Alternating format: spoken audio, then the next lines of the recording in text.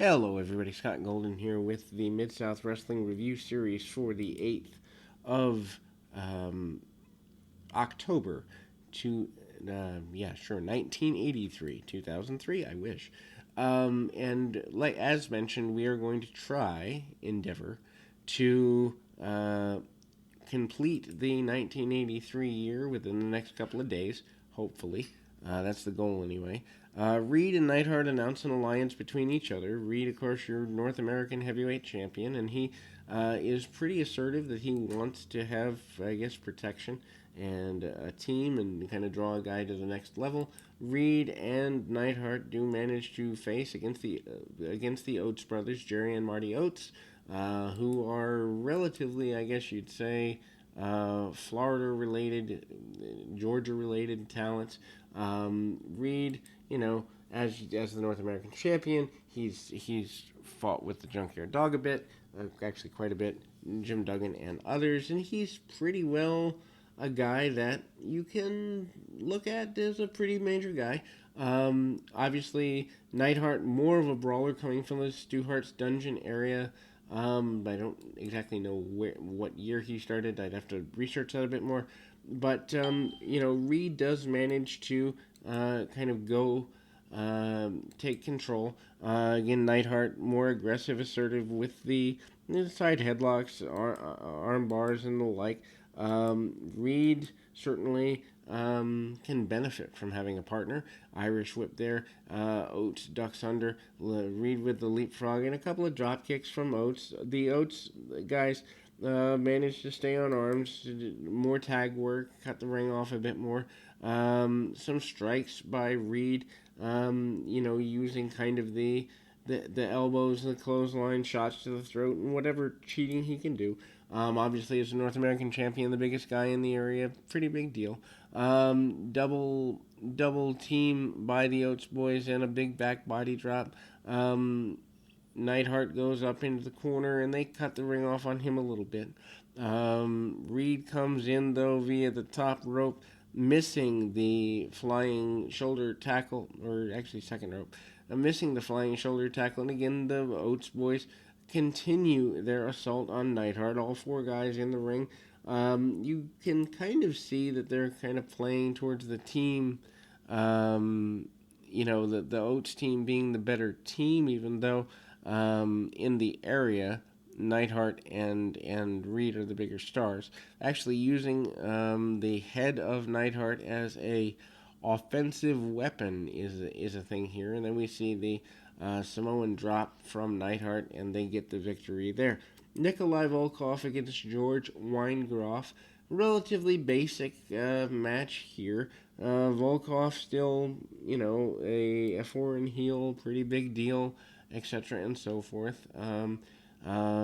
Punches, kicks by Volkov. You're not going to see him fly all over the place. Also, he hits some backbreakers and some chokes in the corner. Weingroff, though, does manage to have some offensive maneuvers, but I'd say it's an 80-20 split.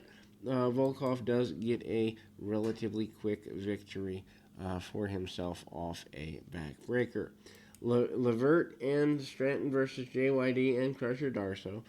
Crusher Darso new in the area, having only, I think, maybe one loss to JYD, although that may be further down in our journey. But not a lot of losses for the Crusher. Crusher, of course, goes on to be Smash, and we see, a nice alliance here between the Junkyard Dog and a new talent. Makes a lot of sense from a booking perspective. Darso wants his adversary to get up more quickly after a body slam, and Darso certainly not opposed to some really hard shots. He's very aggressive, assertive, and he's ready to go. Darso hits the back drop suplex maneuver and actually just drops him down. Junkyard Dog comes back in. Of course, Dog been a major force the entire run here in Mid-South that we've covered in the last couple of years, and that doesn't change until sometime in 84, I think he leaves. So he's still got some more time left. Anyway, pair off, and the Dog manages to, get Darso. This is really actually a shine match for Darso. Darso with more body slams. Stratton comes back in, double team by the team of Darso and the dog, and then Darso gets the submission victory, oddly enough, with that hanging backbreaker that he uses. We move to Doug Vines against Magnum TA. Pretty decent run there, and Magnum certainly, gets an advantage wherever he can. Uses kind of the fireman's carry takeover, among other things. Vines has been a decent enhancement talent, mainly from the Tennessee sort of area down south that way. Some fireman's carries, and then Magnum works over the arm of Vines for a little bit here. Magnum comes back up pretty assertively, comes off the ropes, hits a tackle, and gets the tackle completely. Magnum then with the big body slam in the middle and goes right after Vines again.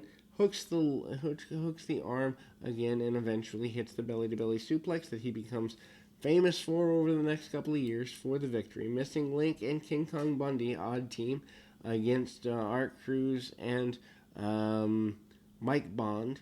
Again, I say odd team only because, well, they're not your typical team, and Skandor Akbar has put this tandem together.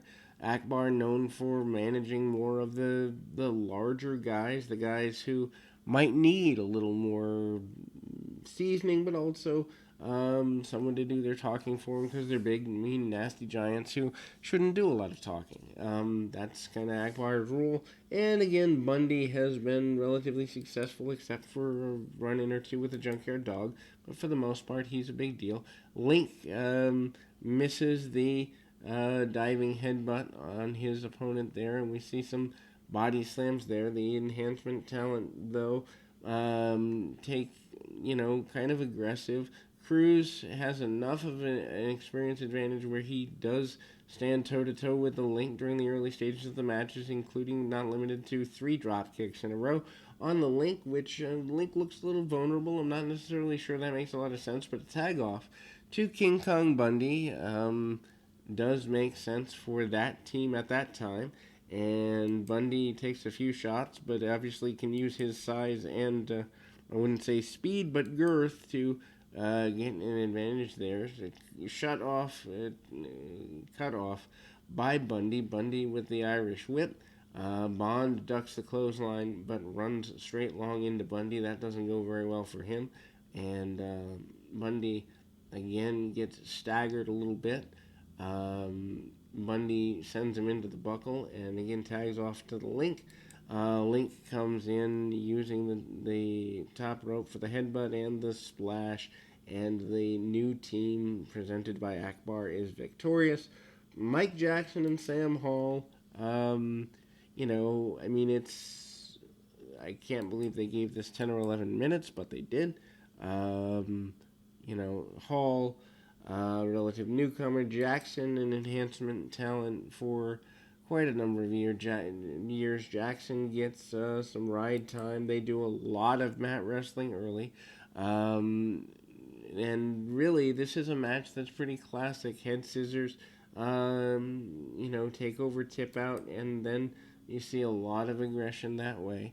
I think it would be fair to say that you see Jackson kind of take over on Hall a bit, including hitting an enziguri, which for 1983 is a pretty big deal.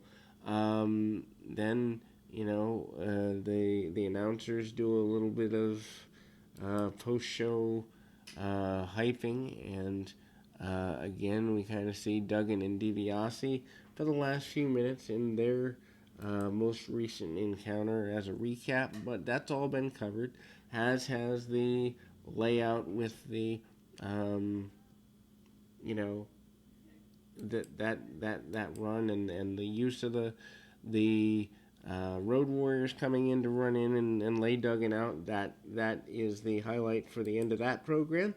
So we will close there. We will return with more action right after this.